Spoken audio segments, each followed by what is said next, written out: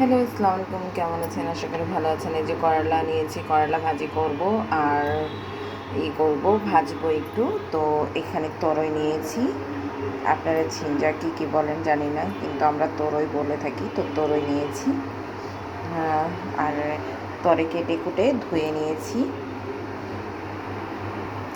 আর এই তো চিংড়ি মাছটাও বানিয়ে নিলাম।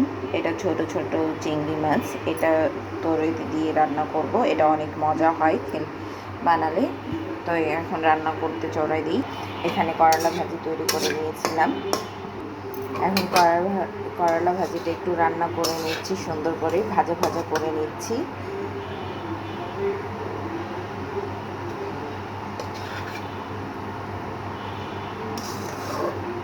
আর যেহেতু আমার গ্যাস নেই, একটু একটু করে গ্যাস আছে, তো অনেকক্ষণ লাগতেছে রান্না করতে।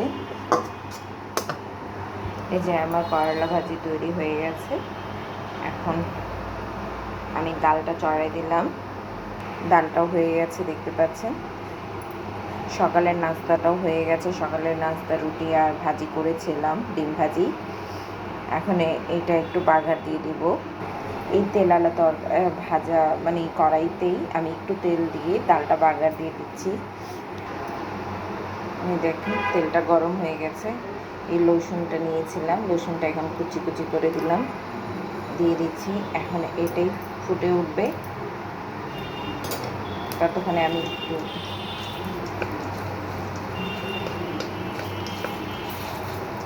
একদম তেলটা গরম হয়ে গেছে। খুব তাড়াতাড়ি এটা লাল হয়ে যাবে তেল গরম হওয়ার পর। আমরা সবাই শাশুড়িকে মা মতোই দেখি, কিন্তু সব শাশুড়িকে মা হয় না। যদি মা হতো তখন কখনো নির্যাতন করতে পারতো না।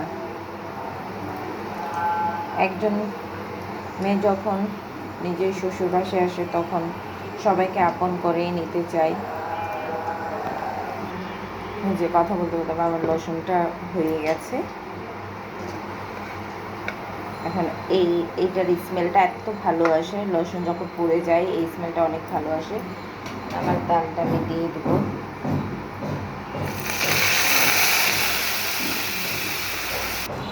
এই যে কড়াইটা ধুয়ে আবার তেলটা দিয়ে দিলাম। আর এখানে আমি এই যে করলা নিয়েছি, করলাতে আমি মশলা একটু মাখিয়ে নিয়েছি। এটা ভেজে দিলে খুবই মজা হয়, টেস্ট হয়, মানে কুরকুরে টাইপের হয়, ভালো লাগে, ভাতের সাথে খেতে ভালো লাগে। তো এটার জন্য আমি এটা করে নিচ্ছি। এখন করলা ফ্রাই করে নেব। আর আমি যে মরিচটা দিয়েছি এত ঝাল, আল্লাহ, আমি জানতাম না যে এত ঝাল হবে এই মরিচে।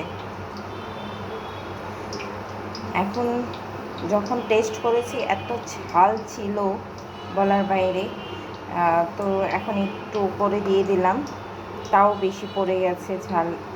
এখন কিছু করার নেই। তো এখন এটা ফ্রাই করে নেব। আর ফ্রাই করলে হয়তো বোঝা যাবে না ঝাল ঝাল, টেস্ট ভালোই লাগবে।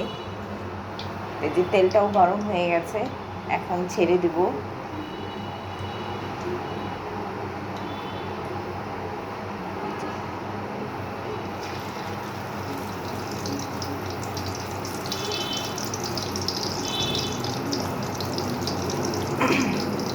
যেরকম করে কাবাবগুলো ফ্রাই করা হয় ঠিক সেভাবে এভাবে করে করে করবো, যেন এটাতে সুন্দর করে তেল ঢুকে ঢুকে এটা ফ্রাই হয়ে যায়।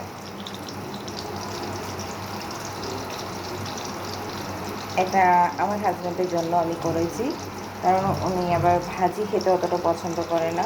তো ভাবলাম কি করা যায়, তো ভাবলাম যে এটাই করে নেই। এটা করলেও ভালো লাগবে, খেতে পারবে। আর যেহেতু ওনার ডায়াবেটিস, তো আমি এভাবে করে রান্না করতে পছন্দ করতেছি। ততক্ষণ এটা ফ্রাই হবে আর আমি অন্য একটা কাজ করি। এই যে নিয়ে নিলাম মাথা, চিংড়ির মাথা। এখন এটা বেটে নেব। আমরা মেয়েরা চাইলে সব কিছু দিয়ে সব কিছু করতে পারি। ছোট চিংড়ির মাথা দিয়েও এই যে আমি বেটে নিলাম। মশলাটা ঘনত্ব করার জন্য আমি এটা দিয়ে দেবো। যদি বেশি থাকতো আমি যে মসুর ডাল দিয়ে পাকোড়া বানিয়ে দিতাম, কিন্তু বেশি যেহেতু নাই, অল্প একটু আছে, তো আমি এটা দিয়ে খালি ওই যে তরকারিতে দিয়ে দেবো। যে বাটার পর একটু মুছে নিচ্ছি সুন্দর করে, কারণ আমি ধুতে পারছিলাম না, যেহেতু অনেক ভারী, একটু উঁচা করতে হবে।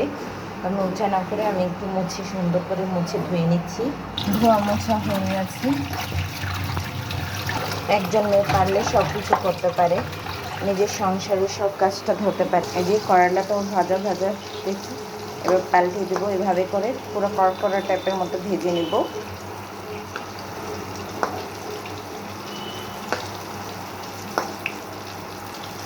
দেখেন, একজন মেয়ে সব কিছু করতে পারে। হ্যাঁ, নিজের সংসারকে যত সুন্দর করতে পারে তত আবার নষ্টও করতে পারে একজন মেয়ে। তো ভালো মানুষের কোনো মূল্য নেই জীবনে। আমরা যারা গুছিয়ে রাখতে জানি তাদের ভাগ্যতে সুখ হয় না, তারা সবসময় কষ্টই করে যায়। আর যারা নিজেদের উল্লাস করে বেড়ায় তারা সব সময় খুশি থাকে, তাদের মূল্য থাকে। আমাদের মতো সাংসারিক মেয়েদের মূল্য নেই, আমাদের মতো বিশ্বাসী মানুষের মূল্য নেই। কারণ আমরা একজনকে নিয়ে আসক্ত, তো এটার জন্য। যারা 10 জনের আসক্ত তাদের অবশ্যই মূল্য, তাদের স্বামী তাদের ভালো ব্যবহার করবে, তাদের শ্বশুরবাসাও ভালো হয়। আমাদের মতো মানুষ কখনো শ্বশুরবাসা বলেন, স্বামী বলেন, কেউ ভালো হবে না। যে ডিম ভাজি করেছিলাম এটা শাশুড়ির জন্য রেখে দিলাম, আমার শাশুড়ি খাবে। এটা যা পর্যন্ত করকরে হবে না তা পর্যন্ত মজা লাগবে না, সফট থাকলে ভালো লাগবে না। তো আমি এটা কুরকুরে হওয়ার পর্যন্ত এটা ভাজতে থাকবো। তো এটা এইভাবেই ছেড়ে দেবো কুরকুরে, যেহেতু আমার গ্যাস নেই, না হলে অনেক তাড়াতাড়ি হয়ে যেত। তো আমি অল্প একটু গ্যাসের ভিতরে করছি, তো আমার একটু লেট হচ্ছে।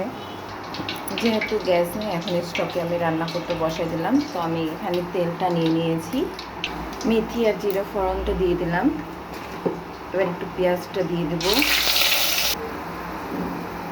দেখো, মশলা সব দিয়ে দিলাম। এটাতে সামান্য একটু মরিচ দিয়েছি, কিন্তু এটা অনেক ঝাল হয়। সুন্দর করে লাল করে নিব, এটা ভাজা ভাজা করে নিব। কি সুন্দর করলা ভাজা হয়ে গেছে, মচমচে হয়ে গেছে। আপনারা কারা কারা নিজের ঘরগুলোকে সুন্দর করে পরিষ্কার করে নেন? রান্না করার মাঝখানে আমি নিজে করে নিচ্ছি, কারণ যদি না করি আবার একটু পরে গ্যাদারিং লাগবে।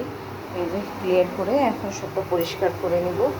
বাসনটা একটু পরে ওয়াশ করব, কারণ বাসন যদি এখন ওয়াশ করতে বসি আবার রান্নাতে পুড়ে যাবে।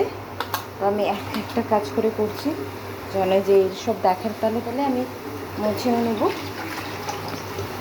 দেখেন যে রান্নাটা পরিষ্কার হয়ে গেছে, সুন্দর করে সব পরিষ্কার পরিচ্ছন্ন করানোর পর আবার এখন চিংড়ি মাছের এটা দিয়ে দেবো। শাশুড়িকে খাবারটা দিয়ে এসছি, আপনাদের সাথে কথা বলতে বলতে রান্নাটাও প্রায় শেষের দিকে। যেহেতু তোরে গলতে বেশি সময় লাগে না, তো এই যে চিংড়ি মাছটা দিয়ে দিচ্ছি। এবার এটা একটু ভাজা ভাজা হয়ে যাবে। ছোট মাছ তো লাল করে দিইনি, কারণ এটা নিজেই লাল হয়ে যাবে। দেশি মাছ।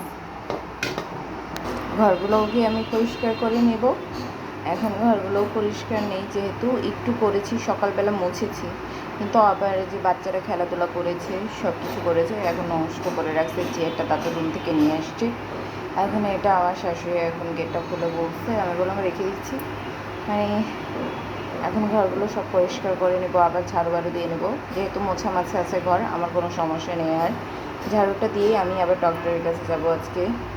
আমার সারাটা দিন লেগে যায় রান্না করতে করতে, যেহেতু গ্যাস থাকে না, তো একটু একটু গ্যাসের ভিতরে রান্না করতে হয়। আর স্টক খুবই কম জ্বালাই, কারণ এই যে এখন তরকারিটা অনেক ভুনা দরকার, তো ভুনে এই যে কম আঁচে রেখে দেবো, তো হয়ে যাবে।